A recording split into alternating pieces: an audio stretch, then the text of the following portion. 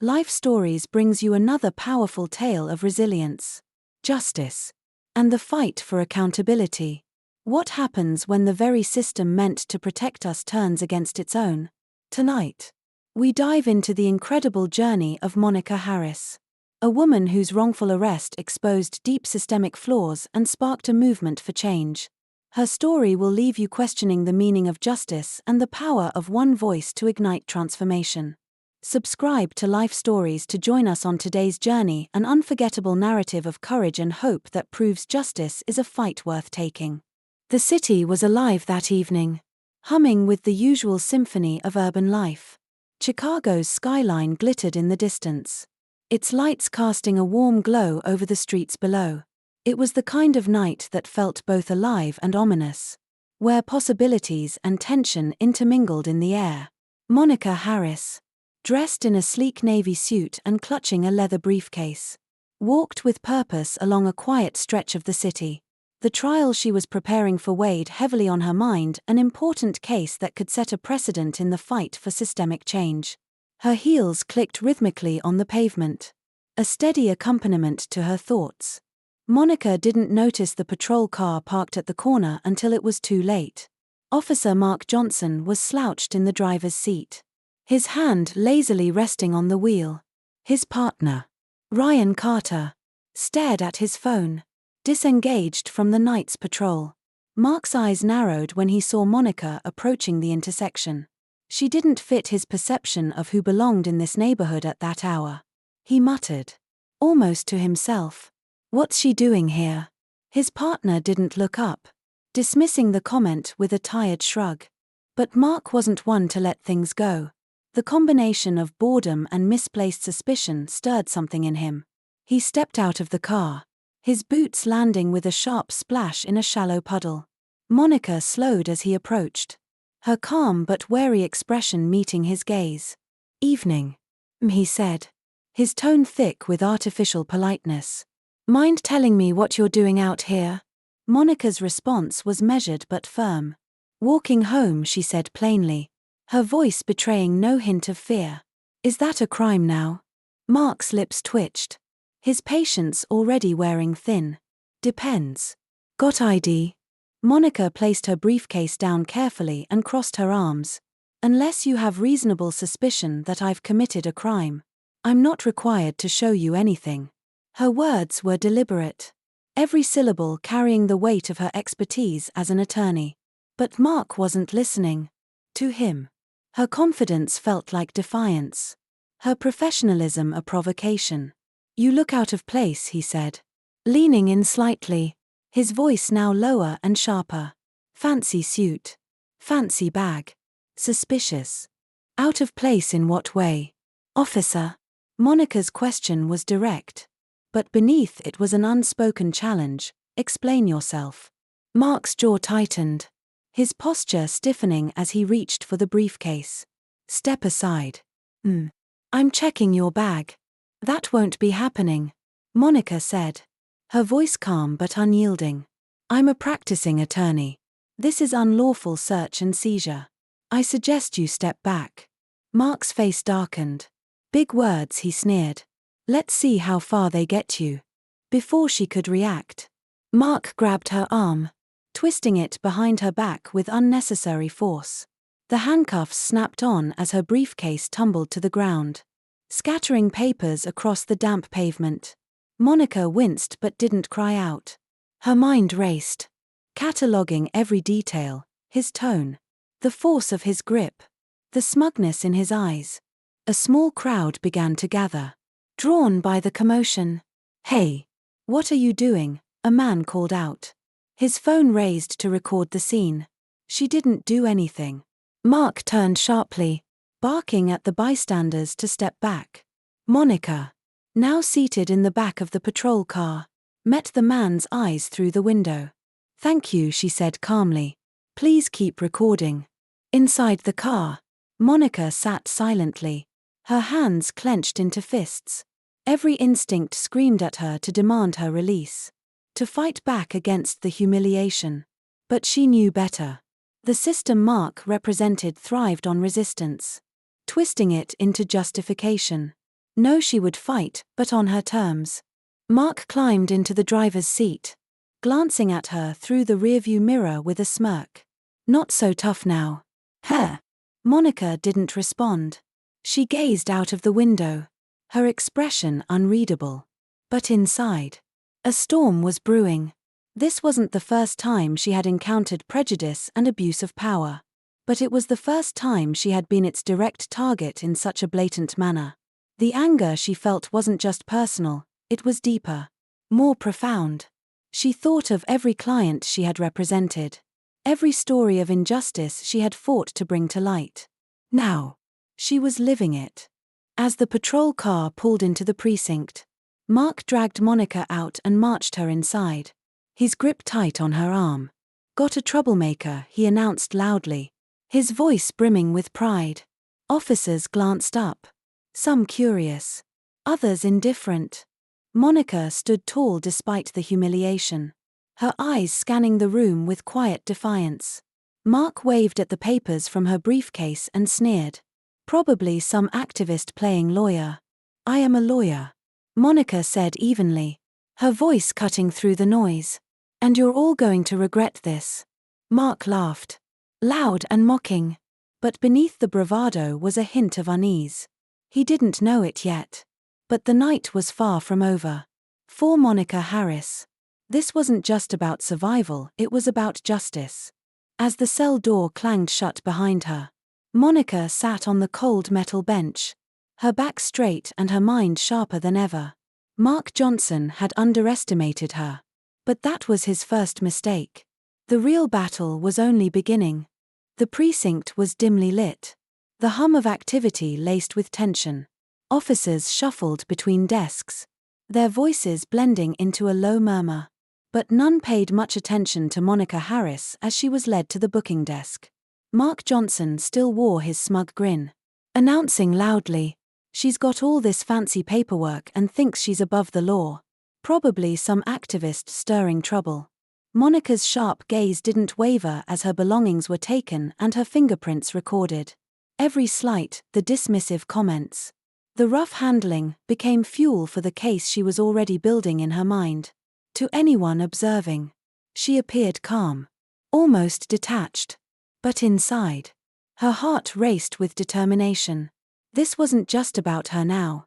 It was about every person who had suffered at the hands of unchecked authority. Behind the desk, Officer Ryan Carter hesitated as he picked up Monica's leather badge case. Unlike Mark, Ryan had sensed something unusual from the beginning. He opened the case, his eyes widening as he read the name engraved in bold. Professional lettering, Monica Harris. Chief Prosecutor. State of Illinois. "Ah, Mark," Ryan called out, his voice quieter than usual. Mark, who was busy recounting his version of events to a group of amused colleagues, barely glanced his way. "What now?" "Carter," he snapped, annoyed at the interruption. Ryan walked over and handed him the badge. This says she's the chief prosecutor for the state." Mark froze mid-sentence, his smirk faltering. He turned the badge over in his hand, his expression shifting from disbelief to forced indifference. "Must be fake," he muttered, though the uncertainty in his voice betrayed him. Ryan frowned. "Are you sure? Because this looks pretty real to me." Mark shoved the badge into his pocket, his bravado quickly returning. "Doesn't matter," he said curtly. "She's in custody now." In the holding cell, Monica sat with her back against the cold, cracked wall, her posture upright and her thoughts racing. The physical discomfort of the metal bench was nothing compared to the emotional weight of the moment. She had been here before, metaphorically, at least. As a young lawyer, she had stood alongside clients in similar situations, fighting to give them a voice when the system tried to silence them. But now, she was the one behind the bars. She stared at the flickering fluorescent light above her, her jaw tightening as she thought of her mother's words growing up. "Justice doesn't come easy. Monica, you have to fight for it. Even when it's uncomfortable. Even when it's painful." Mark appeared at the cell door, leaning against the bars with a self-satisfied smirk. Well, well, he said, his voice dripping with mockery. How's our VIP guest holding up? Monica met his gaze, her expression calm but unyielding. Enjoy your moment, she said coolly. It won't last. Mark chuckled. Big talk from someone in cuffs. News flash. Lady, you're not the boss here. I am. Monica didn't respond, her silence more unnerving than any retort. Behind his facade of confidence, Mark began to feel a prickle of doubt. Something about the way she carried herself, her composure, her certainty, didn't fit his idea of a powerless detainee. Back at the desk, Ryan couldn't shake the uneasy feeling growing in his chest. Deciding to trust his instincts, he pulled out his phone and typed Monica's name into a search engine. Within seconds, dozens of articles appeared, each one detailing her impressive legal career. Monica Harris, prosecutor who took down corruption in state politics. Read one headline. Ryan's stomach dropped as he scanned the articles, realizing just how badly Mark had miscalculated. Mark, Ryan said again, this time more urgently.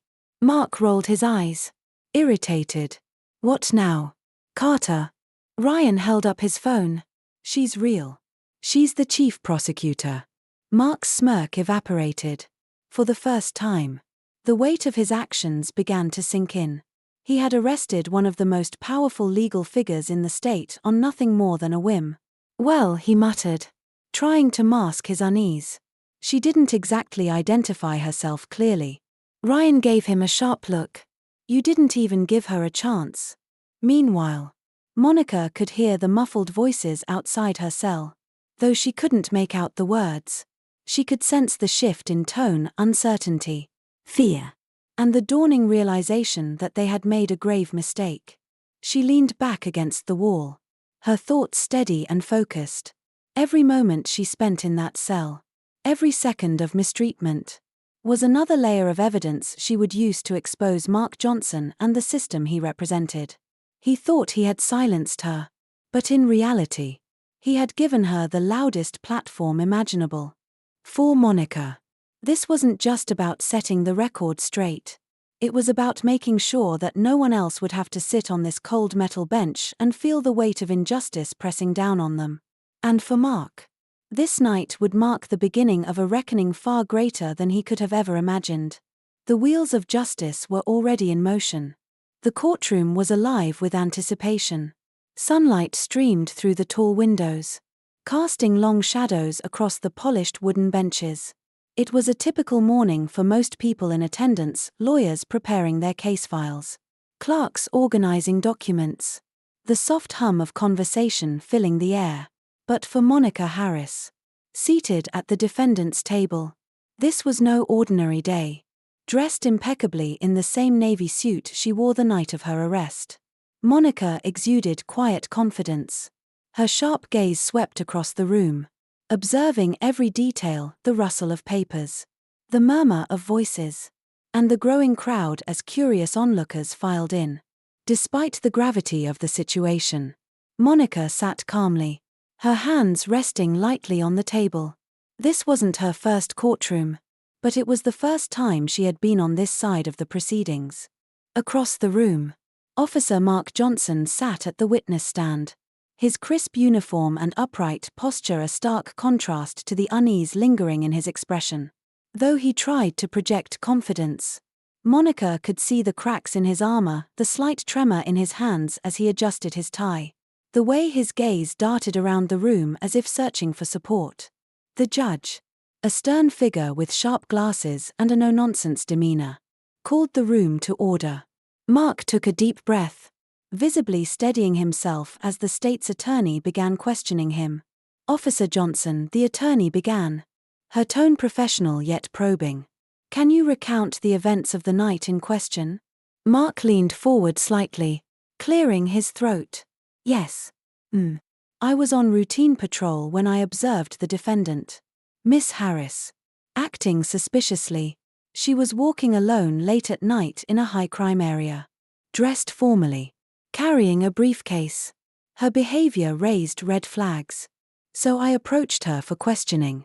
And how did she respond? The attorney pressed. She was uncooperative, Mark said, his voice gaining confidence. Refused to show ID. Gave me some legal jargon about rights. And became defensive when I asked to search her bag. It's my duty to ensure public safety. So I made the arrest.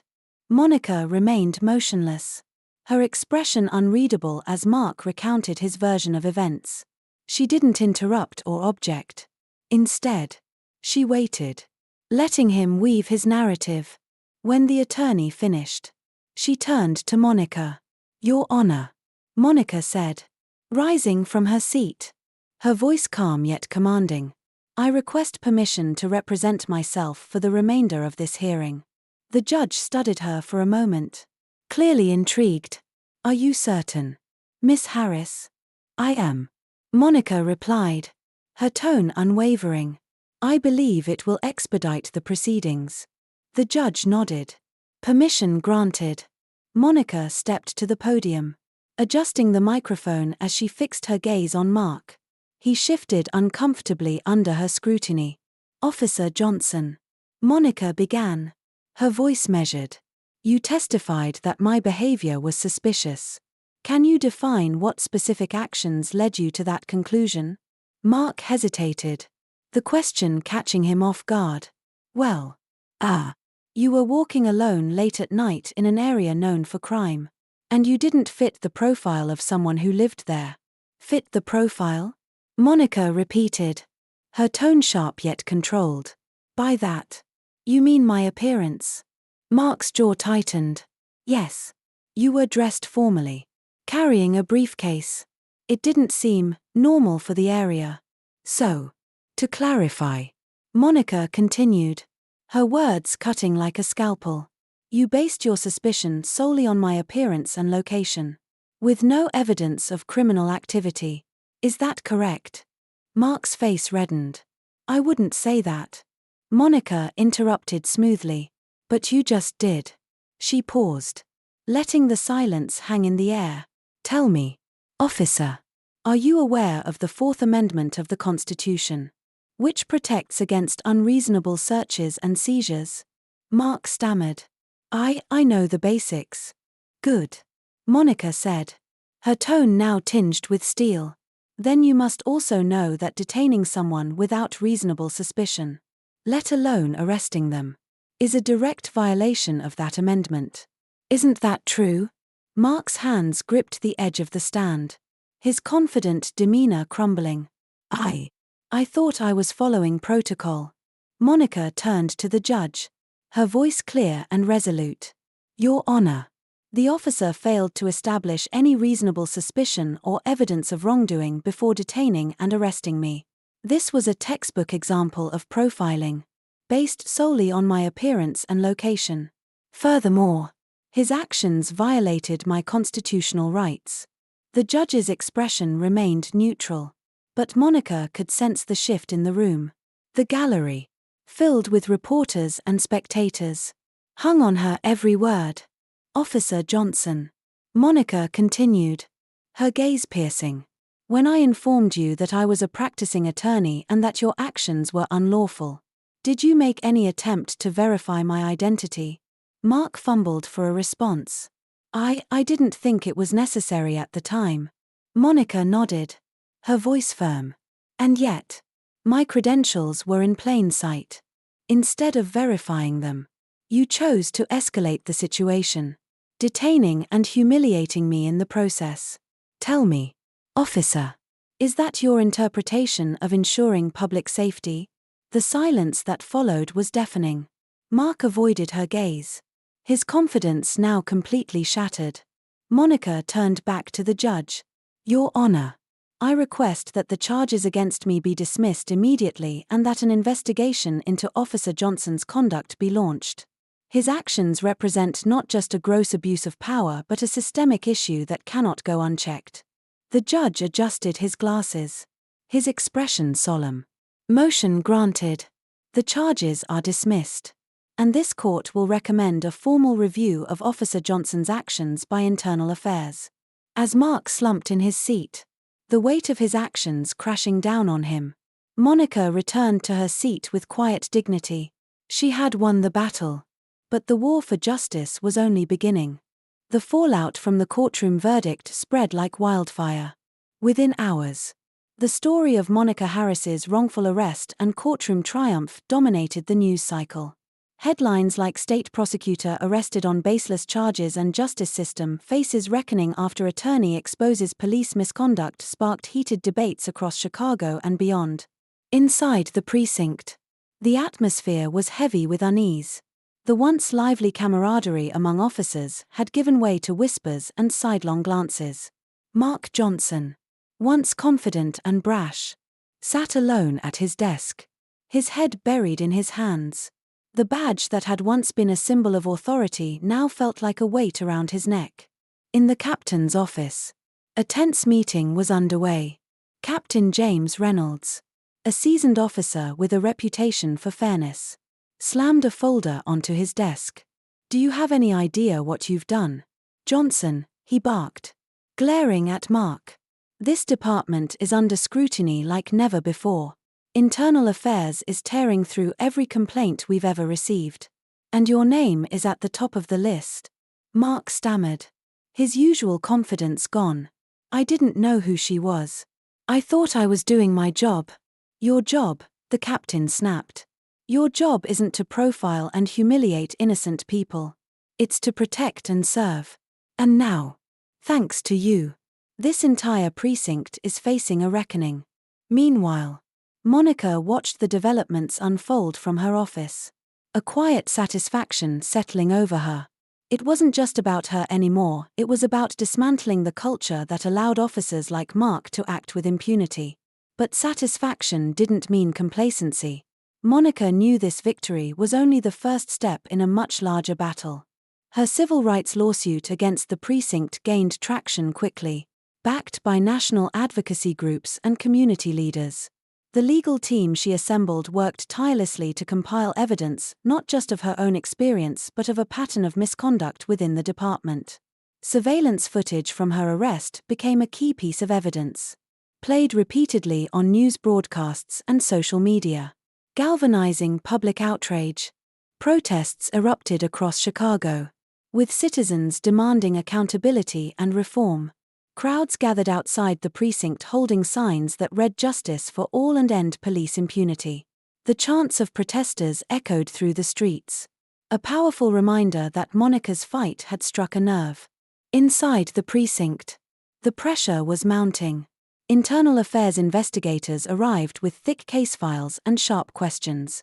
Officers who had once laughed at Mark's stories now avoided him, their own unease growing as the scrutiny intensified. Mark's partner, Ryan Carter, was one of the few who spoke up. During his interview with Internal Affairs, he admitted his discomfort with how the arrest had been handled and corroborated Monica's account of the events. Mark's world began to crumble further. His suspension, initially temporary, became indefinite. Rumors swirled that he might face criminal charges or lose his pension entirely. The realization that his actions had not only destroyed his career but also jeopardized his financial security was a bitter pill to swallow. For Monica, the protests and public outcry were both encouraging and sobering. Standing on the steps of the courthouse during a press conference, she addressed a crowd of reporters with her characteristic poise.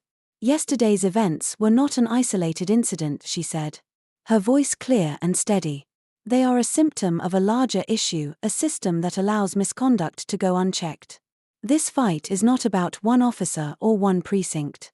It's about justice, accountability, and the promise that everyone, no matter their race or background, is equal under the law." The crowd erupted in applause. But Monica's mind was already focused on the next steps. She worked closely with community leaders to propose sweeping reforms, including the establishment of a civilian oversight board, mandatory bias training for officers, and increased transparency in police operations. Back at the precinct, the tension was palpable. Officers were ordered to attend mandatory training sessions, and every complaint against the department was re-examined. The blue wall of silence that had shielded misconduct for years was beginning to crack. One evening, Monica sat in her office, reviewing a stack of documents. Her legal team had uncovered years' worth of complaints against Mark and several other officers, most of which had been quietly dismissed. As she read through the accounts, her resolve deepened. This wasn't just about policy changes, it was about making sure every victim of injustice had a voice. Mark, on the other hand, found himself increasingly isolated. Alone in his small apartment, he stared at a pile of unopened mail, subpoenas, notices from internal affairs, and hate mail from the public. The man who once strutted confidently through the precinct now avoided leaving his home, fearful of the consequences of his actions. For Monica, the fight was personal, but it was also about something much bigger. This wasn't just about exposing one bad officer, it was about dismantling the systems that allowed him to thrive. And though the road ahead was long, she knew she had taken the first step toward lasting change. The fallout was only beginning, but for the first time, it felt like justice might actually prevail. Weeks after Monica Harris's courtroom victory, the ripple effects of her case continued to spread. Across Chicago, conversations about justice, accountability, and systemic reform dominated dinner tables, news programs, and community gatherings. The case had transcended its origins, becoming a symbol of a movement for change. Monica, however, wasn't resting on her laurels. Her days were consumed by meetings with legal teams, activists, and community leaders. From her office, a beacon of calm in the middle of chaos, she orchestrated the next steps in her civil rights lawsuit against the precinct. She reviewed evidence meticulously, ensuring no detail was overlooked. Every document, every video, and every statement was another brick in the wall of accountability she was building. The lawsuit wasn't just about monetary damages, it was about creating tangible, lasting reform. Monica's legal team proposed using any settlement funds to establish programs aimed at educating citizens about their rights, providing legal aid to underserved communities, and funding scholarships for young people from marginalized backgrounds who aspired to pursue careers in law. For Monica, this fight wasn't about revenge, it was about justice for all. At the same time, the Chicago Police Department was undergoing its own reckoning. Internal affairs investigation uncovered not only Mark Johnson's history of misconduct but also a broader pattern of complaints within the precinct. Cases that had been swept under the rug were reopened, leading to suspensions, resignations, and a mounting pile of evidence that painted a damning picture of the department's culture. The Civilian Oversight Board, one of Monica's key demands, was approved by city leaders amidst mounting public pressure. Composed of community members and legal experts, the board's mission was clear: to hold officers accountable and rebuild trust between law enforcement and the neighborhoods they served. It was a step in the right direction, though Monica knew real change would take time. Meanwhile, protests continued to flood the streets. Monica attended several rallies, not as a prosecutor but as a citizen standing shoulder to shoulder with her community. One sunny afternoon, she found herself speaking to a crowd outside the precinct. Her voice carried over the sea of faces, calm yet filled with passion. "This isn't just about one officer or one arrest," she said, gripping the microphone firmly. "This is about a system that's failed too many for too long. But change doesn't come from silence, it comes from action. And each of you here today is part of that action. Together, we can create a system that truly protects and serves all of us." The crowd erupted in applause. But Monica's words resonated with a deeper truth. She saw in their faces a mix of anger, hope, and determination, the same emotions that fueled her own fight. These were people who had felt invisible, dismissed, and disempowered for too long. Now, they were finding their voice. For Mark Johnson, however, life had taken a far darker turn. His suspension turned permanent, and whispers of criminal charges grew louder. Alone in his cramped apartment, Mark spent his days scrolling through the news. Each headline another blow to his already crumbling sense of self. The man who had once carried himself with arrogance now avoided eye contact even with neighbors. He knew he had no one to blame but himself.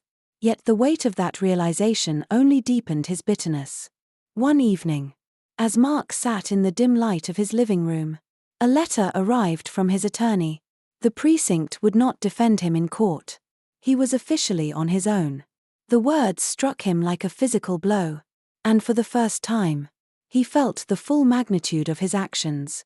The system he had relied on to shield him had cast him aside, unwilling to risk further scandal. Back in her office, Monica found herself reflecting on the journey so far. She thought about her childhood, growing up in the same city, and how her mother had instilled in her the importance of resilience and justice. She remembered the faces of her clients over the years, each one a reminder of why she had chosen this path. This fight wasn't just for her, it was for all of them. One late afternoon, Monica was approached by a young woman outside the courthouse. The girl, no older than 18, clutched a notebook to her chest. "Miss Harris," she said shyly, her voice trembling. "I saw you on the news. I want to be a lawyer like you someday." Monica smiled warmly, her heart swelling with pride. "You can," she said, kneeling to meet the girl's eyes. "Write down your dreams, your ideas, everything you want to change, and don't let anyone tell you it's not possible." As the girl ran off, Monica felt a renewed sense of purpose. The seeds she was planting weren't just for her generation, they were for the future. Her fight was far from over. But moments like these reminded her why it was worth it. Justice, she thought, isn't just about one case. It's about creating a legacy that others can build on.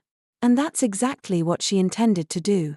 In the end, Monica Harris's courage and determination sparked a movement far greater than one courtroom victory. Her relentless fight for justice led to police reforms, inspired countless individuals to stand up against injustice, and gave communities hope for a fairer future. Mark Johnson's fall from grace served as a stark reminder that no one is above accountability. While Monica's perseverance became a beacon of resilience and change, the streets of Chicago began to reflect the seeds she had sown. With community centers thriving and police-community relations slowly mending. As Monica stood on the courthouse steps one evening, watching the city lights shimmer in the distance, she knew the journey was far from over. Justice is not a destination, she thought, it's a path we must all walk together. If you were inspired by this story, be sure to subscribe to Life Stories for more incredible tales of resilience and transformation. See you in the next one.